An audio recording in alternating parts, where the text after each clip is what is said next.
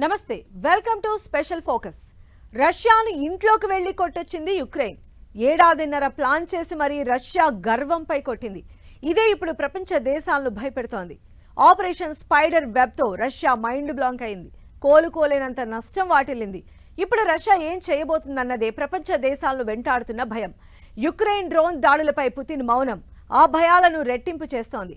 ఇది తుఫాన్ ముందు వినిపించే మౌనంలా అనిపిస్తోంది. యుక్రెయిన్ పైన రష్యా అణుదాడి తప్పదా?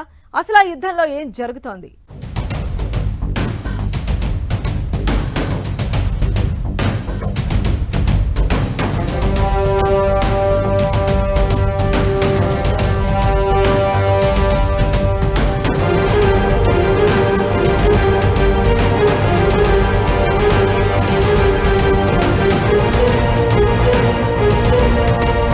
Russia Ukraine war dangerous turn. Russia గర్వాన్ని దెబ్బతీసిన యుక్రెయిన్. ఆపరేషన్ స్పైడర్ వెబ్ పై రష్యా రియాక్షన్ ఏంటి? యుక్రెయిన్ పై రష్యా అణుదాడి తప్పదా? పుతిన్ మౌనం వెనుక భారీ విధ్వంసం ఉందా? రష్యా యుక్రెయిన్ యుద్ధంలో ఏం జరుగుతోంది?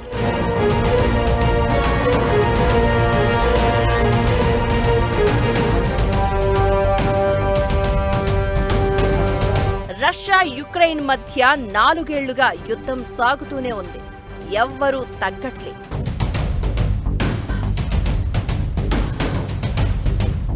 చర్చలు జరుగుతున్న సమయంలోనూ దాడులు చేసుకుంటూ యుద్ధం ఆపే ప్రసక్తే లేదన్నట్లుగా కనిపిస్తున్నాయి రెండు దేశాలు. ట్రంప్ వచ్చాడు, చర్చలు కూడా మొదలయ్యాయి. యుద్ధానికి ఎండ్ కార్డు పెడతాడు అనుకునే టైంలో వారిలో సంచలన పరిణామాలు చోటు చేసుకున్నాయి. రష్యాపై 117 డ్రోన్లతో విరుచుకుపడిన యుక్రెయిన్ 40 యుద్ధ విమానాలను ధ్వంసం చేసింది. అణు సామర్థ్యం కలిగిన Tu-95, Tu-22M3 లాంటి వ్యూహాత్మక బాంబర్లు సహా 40 రష్యన్ విమానాలను పేల్చేసింది. యుద్ధం మొదలైనప్పటి నుంచి యుక్రెయిన్ చేసిన అతిపెద్ద దాడి ఇదే. చరిత్రలో రాయాల్సిన, చరిత్ర గుర్తుంచుకోవాల్సిన దాడి అంటూ యుక్రెయిన్ అధ్యక్షుడు జెలెన్స్కీ ప్రకటనలు చేశారు. ఈ అటాక్ లో $7 బిలియన్ నష్టంతో పాటు రష్యా వ్యూహాత్మక వైమానిక విభాగం 34% నష్టపోయింది. ఇంత పెద్ద దాడి జరిగాక రష్యా ఊరుకునే ప్రసక్తే లేదు. దీంతో రష్యా ఏం చేయబోతోంది? యుక్రెయిన్ పై అణు యుద్ధానికి దిగుతుందా? అదే నిజం అయితే అది వినాశనమే అంటూ ప్రపంచ దేశాలన్నీ టెన్షన్ పడుతున్నాయి. Operation spider web covert warfare లో మాస్టర్ స్ట్రోక్ లాంటిది అనడంలో ఎలాంటి అనుమానం లేదు. థ్రిల్లర్ సినిమాను తలపించే రేంజ్ లో ఈ దాడి జరిగింది. ఏడాదిన్నర పాటు ప్లాన్ చేసి ఓపిక పట్టి మరీ రష్యాను దెబ్బతీసింది. ముందుగా రష్యాలోకి డ్రోన్లను స్మగ్లింగ్ చేసి చెక్క క్యాబిన్ల పైకప్పు కింద వాటిని దాచిపెట్టి ఆ తర్వాత టైం చూసి మరీ దాడి చేసింది. కేవలం విమానాలపై జరిగిన దాడి మాత్రమే కాదు, ఇది రష్యా పరువు మీద, గర్వం మీద చేసిన దాడి. అణ్వాయుధాలను రెచ్చగొట్టిన దాడి. రష్యాకు తగిన శాస్తి జరిగింది. ఈ దాడులను చరిత్ర పుస్తకాల్లో రాయాలని జెలెన్స్కీ సంబరపడుతున్నా ఈ సంబరం ఎన్నాళ్లు ఉంటుందన్న భయాలు ప్రపంచ దేశాల్లో వ్యక్తమవుతున్నాయి. మౌనం మరణం కంటే భయంకరంగా ఉంటుంది. పుతిన్ మౌనం ఇప్పుడు ఇలాంటి భయమే పుట్టిస్తోంది. ఆపరేషన్ స్పైడర్ వెబ్ తర్వాత రష్యా ప్రతి దాడులు చేస్తున్నా పుతిన్ మాత్రం ఇప్పటికీ మౌనంగానే ఉన్నారు. తుపాను ముందు కనిపించే పరిస్థితే ఇది అన్నది మరికొందరి భయం. అణ్వాయుధాలను రష్యా బయటకు తీస్తుందా? యుక్రెయిన్ మీదకు వదులుతుందా అనే టెన్షన్ కనిపిస్తోంది. జపాన్ కూడా పర్ల్ హార్బర్ అనే ఊరు హవాయిలో అమెరికన్ నేవల్ ఫ్లీట్ మొత్తం మీద అటాక్ చేయటం అదొక ఆశ్చర్యకరమైన విషయం అవటం. దాని తర్వాత అమెరికా యుద్ధంలో దిగింది. రష్యా ఏం చేస్తుంది? ఇంత ఆశ్చర్యకరమైన అటాక్ అనుకోకుండా యుక్రెయిన్ చేసిందంటే రష్యాకి క్లియర్గా మెసేజ్ వచ్చింది ఏంటంటే యుక్రెయిన్ పని ఇంకా అయిపోలేదు, యుక్రెయిన్ ఇంకా దెబ్బలాడగలదు. మీరు ఎంత తీసుకొచ్చినా సివియర్ అటాక్స్ తీసుకొచ్చినా యుక్రెయిన్ ఇంకా చేస్తుంది. అది జెలెన్స్కీ కూడా యుక్రెయిన్ ప్రెసిడెంట్ రష్యాకి ఏం చెప్పాడంటే ఇది మీకు ఎందుకు చేశానంటే మీరు కూడా నొప్పి భరించాలి. అణ్వాయుధాలు వాడే పరిస్థితులు రాకపోవచ్చు అంటూ పుతిన్ నెల రోజుల కింద మాట్లాడిన మాటలు ఇప్పుడు మళ్లీ వైరల్ అవుతున్నాయి. పరిస్థితులు రాకపోతే వాడము అని చెప్పారు, కానీ తప్పదు అనుకుంటే కాదుగా అనే అభిప్రాయాలు వినిపిస్తున్నాయి. ఇక ఏడాది కింద అణ్వస్త్రాల విధానంలో రష్యా మార్పులు చేసింది. యుక్రెయిన్కు పశ్చిమ దేశాల సాయం కంట్రోల్ చేసేందుకే ఈ నిర్ణయం తీసుకుంది. తమపై దాడి చేసేందుకు ప్రయత్నిస్తున్న దేశానికి అణుశక్తి కలిగిన మరో దేశం సహకారం అందిస్తే 2 దేశాలు కలిసి దాడి చేసినట్లుగానే భావిస్తామని గతంలో పుతిన్ చాలాసార్లు హెచ్చరించారు. యుక్రెయిన్ ఒక్క దేశమే రష్యాలోకి వెళ్లి మరీ స్పైడర్ వెబ్ ఆపరేషన్ అంత పర్ఫెక్ట్ గా నిర్వహించే ఛాన్స్ లేదు. దీంతో సవరించిన అణ్వస్త్ర విధానం ప్రకారం యుక్రెయిన్ పై రష్యా అణ్వాయుధాలతో విరుచుకుపడడం ఖాయం అనే భయాలు వినిపిస్తున్నాయి. రష్యాకు మరింత కోపం తెప్పించేలా నాటో దేశాల తీరు కనిపిస్తోంది.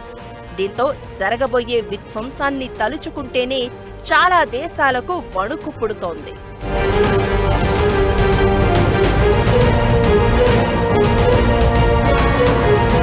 ఆపరేషన్ స్పైడర్ వెబ్ రెండో ప్రపంచ యుద్ధంలో అమెరికాలోని పెరల్ హార్బర్ పై జపాన్ చేసిన దాడితో పోలికలు కనిపిస్తున్నాయి.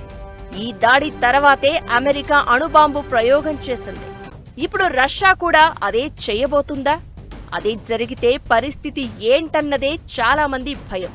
ఇక స్పైడర్ వెబ్ దాడులతో పాటు పుతిన్ను మరింత రెచ్చగొట్టేలా యుక్రెయిన్ బిహేవ్ చేస్తోంది. రష్యాను క్రిమియాతో కలిపే పుతిన్ మానసపుత్రిక లాంటి కీలకమైన బ్రిడ్జ్ ని కూల్చేసింది.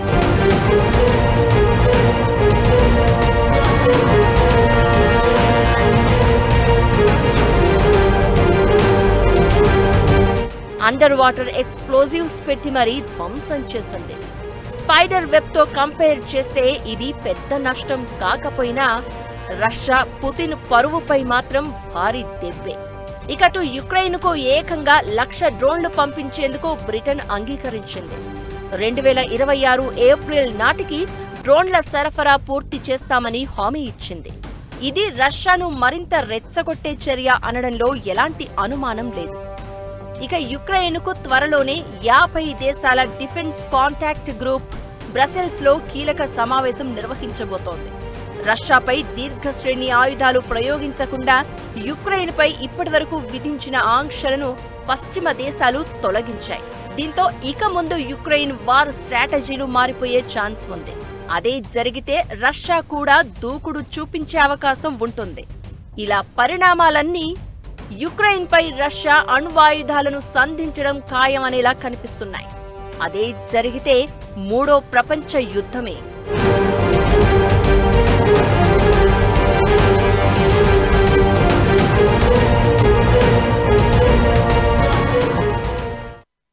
బలహీనుడి ఆవేశం కంటే బలవంతుడి మౌనం ఇంకా ప్రమాదం.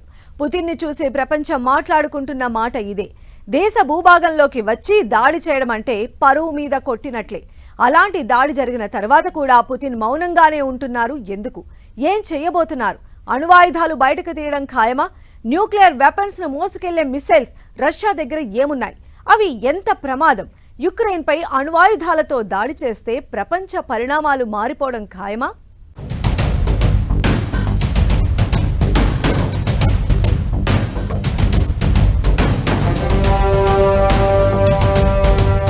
స్పైడర్ వెబ్ పై పుతిన్ మౌనమెందుకు?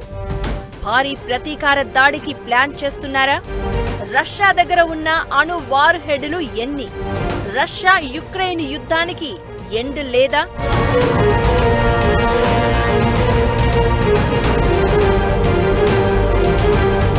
తమ భూభాగంలోకి రహస్యంగా వచ్చి ఈ స్థాయిలో కోవర్ట్ ఆపరేషన్ నిర్వహించి పరువు ప్రతిష్టల మీద, గౌరవం మీద దెబ్బతీసిన యుక్రెయిన్ పై ఓ రేంజ్ లో ప్రతీకారం తీర్చుకునే అవకాశం ఉందనే చర్చ జరుగుతోంది. అయితే ఆపరేషన్ స్పైడర్ వెబ్ జరిగి ఇన్ని రోజులవుతున్నా రష్యా అధ్యక్షుడు పుతిన్ నుంచి ఎలాంటి ప్రకటన లేదు. ఇప్పటికీ మౌనంగానే ఉంటున్నారు. యుద్ధంలో భాగంగా 24 గంటల్లో 1400 మంది యుక్రెయిన్ సైనికులను చంపేశామని రష్యా రక్షణ శాఖ ప్రకటించినా పుతిన్ నుంచి మాత్రం ఇప్పటికీ ఎలాంటి స్పందన లేదు. అయితే దీని వెనక వ్యూహాత్మక ప్రణాళిక ఏదో ఉందన్న అభిప్రాయాలు వినిపిస్తున్నాయి.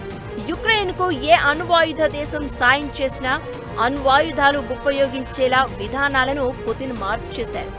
దీంతో ఇప్పుడు ఆయన నిర్ణయం ఏంటన్నదే ప్రపంచాన్ని వెంటాడుతున్న భయం.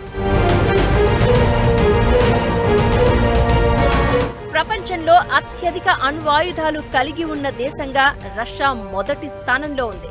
ఫెడరేషన్ ఆఫ్ అమెరికన్ సైంటిస్ట్ లెక్కల ప్రకారం ప్రస్తుతం రష్యా దగ్గర 5460 అణు వార్ హెడ్లు ఉండగా అందులో 1718 ప్రయోగానికి సిద్ధంగా ఉన్నాయి. ఇప్పటికే అణ్వాయుధ విధానాల్లో మార్పులు చేసిన రష్యా ఇప్పుడు యుక్రెయిన్ దాడులపై ఎలా రియాక్ట్ అవుతుంది అనేది హాట్ టాపిక్ అవుతోంది. రష్యా దగ్గర RS-28 సర్మాట్, ఇస్కాందర్ M, Oreshnik, KH-22, KH-32 లాంటి రష్యా అత్యాధునిక క్షిపణులు న్యూక్లియర్ వార్ హెడ్లను మోసుకెళ్లగలవు.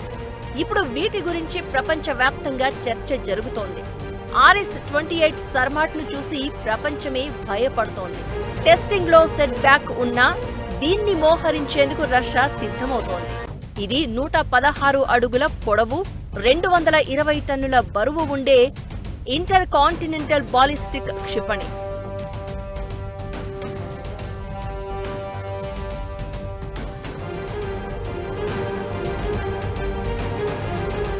$18,000 కిలోమీటర్ల వరకు మాక్ 20 వేగంతో ట్రావెల్ చేస్తుంది.